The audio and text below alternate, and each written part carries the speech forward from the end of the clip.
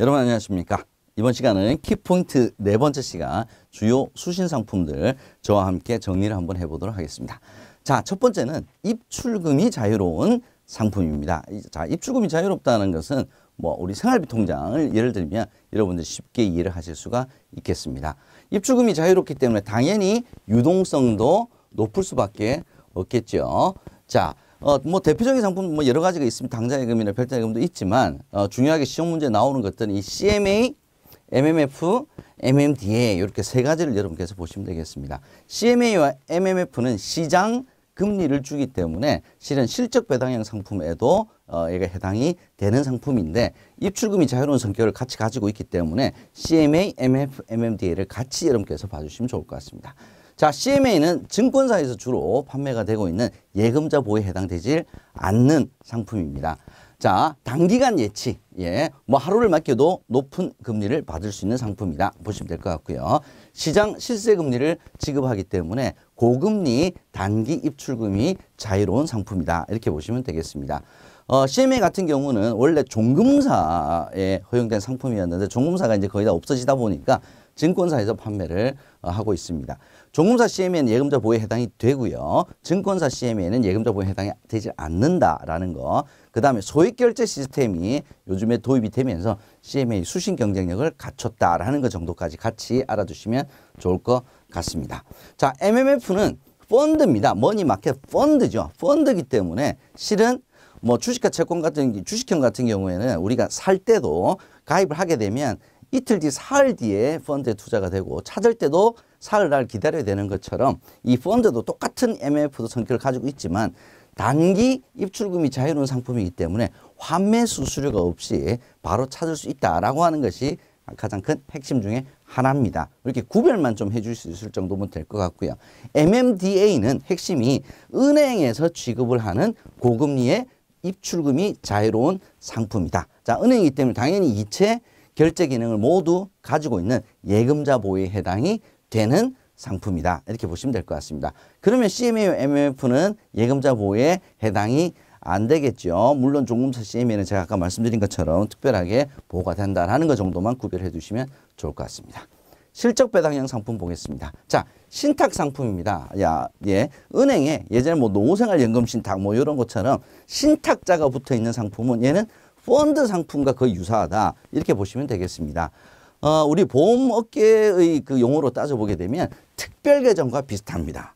변액보험의 특별계정, 별도로 관리를 하게 되죠. 그래서 일반 계정과 별도로 분리된 별도의 신탁계정에서 운용을 한다. 은행에서는 일반 계정이라는 표현을 쓰지 않고 고유계정이라고 씁니다. 고유계정. 이게 바로 일반 계정과 똑같은 말이죠. 그래서 은행이 자신이 책임지는 상품들은 다 일반 계정, 고유계정에서 운용이 되고요. 신탁상품, 펀드의 성격을 가지고 있기 때문에 별도의 신탁계정에서 운용한다. 얘가 시험 문제에 자주 출제가 됩니다. 자, 단기 실적 배당 상품. 조금 전에 우리 입출금이 자유로운 상품일 때도 제가 언급을 했습니다. MMF, CMA 두 가지죠. 얘는 입출금이 자유로운 상품이면서도 실적 배당형 상품이다 라는 거 말씀드렸습니다. 자, 환매 수수료가 없습니다. 복합금융 상품이다 라고 하는 용어가 들어가게 되면 CMA다 이렇게 여러분께서 구별해 주시면 될 것 같습니다. 자, 변액보험은 여러분께서 너무 잘 아시죠. 수익증권과 운용은 수익증권 즉 펀드와 유사한 구조를 가지고 있습니다. 자, 그 다음으로 집합투자기구 보겠습니다. 집합투자기구라고 하는 것은 그냥 여러 가지 중에 가장 대표적인 것이 있습니다만 펀드라고 보시면 됩니다. 펀드 상품. 자, 펀드 상품은 크게 두 가지로 나눠집니다. 첫 번째는 투자 신탁이냐 아니면 투자 회사냐. 자, 투자 신탁은 일종의 금융 상품이다 라고 보시면 되고요. 투자 회사는 기업이다. 법인의 형태다. 흔히 뮤추얼 펀드라고 얘기를 합니다. 그래서 수익증권이냐 뮤추얼 펀드냐 로 우리가 구별을 합니다. 이건 우리 본교재의 표로 잘 어떤 차이점이 있는지 구별이 되어 있으니까 이거 다시 한번 확인을 좀 해봐 주시면 좋겠습니다. 자, 다음으로 ETF와 인덱스 펀드.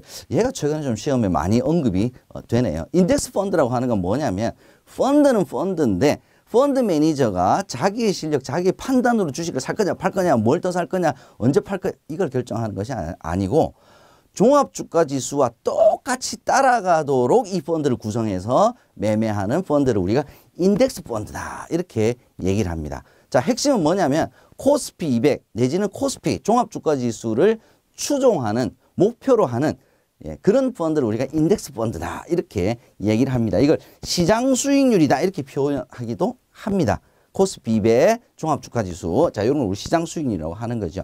자, 이게 펀드로 운용이 되면 인덱스 펀드고요. 아까 제가 펀드는 살 때, 팔 때, 환매할 때 시간이 좀 필요하다 그랬죠. 아, 이거 번거롭네. 그러면 주식처럼 하루에도 몇 번씩 사고 팔 수 있도록 해주면 어떨까? 인덱스 펀드를 주식처럼 사고 팔 수 있게끔 만들어준 게 ETF입니다. 그래서 ETF나 인덱스 펀드나 둘 다 시장 수익률, 즉 종합주가지수 내지는 코스피 200을 추종하도록 목표로 하도록 만든 상품이라고 하는 점에서는 같은 종류의 상품이다. 이렇게 보시면 되겠습니다. ETF라고 하는 용어를 알아맞히는 문제라든지 시장 수익률을 쫓아가는 추종하는 이러한 상품 뭐냐? 인덱스 펀드. 이걸 알아맞히는 문제가 시험 문제에 최근에 자주 언급이 되고 있으니 여러분께서 꼭 구별해 주시면 좋을 것 같고요. 자, 마지막 실적 배당형 상품으로 리츠입니다. 리츠. 자, 이걸 우리가 리츠라고 하는, 실은 교재에는 부동산 투자 신탁이라고 나와 있어요. 근데 부동산 투자 신탁 그러면 아, 이거 부동산을 운용하는 거구나를 누구나 다 알기 때문에 시험 문제에는 리츠라고 많이 표현이 되고 있습니다. 그래서 리츠는 부동산 투자 신탁이에요. 그래서 투자자의 돈을 모아서 부동산과 관련된 개발이라든지 아니면 부동산 관련된 기업에 돈을 빌려준다든지 그래서 이 부동산과 관련된 투자를 해서 수익을 얻는 것을 목표로 하는 겁니다. 자, 이 부동산 투자 신탁은 이게 펀드입니다. 그래서 당연히 원금 손실이 가능한 실적 배당형 상품이다 라고 하는 것을 여러분께서 꼭 알아두셔야 되겠습니다. 자, 함정을 찾아라 한번 살펴보겠습니다. 나왔네요.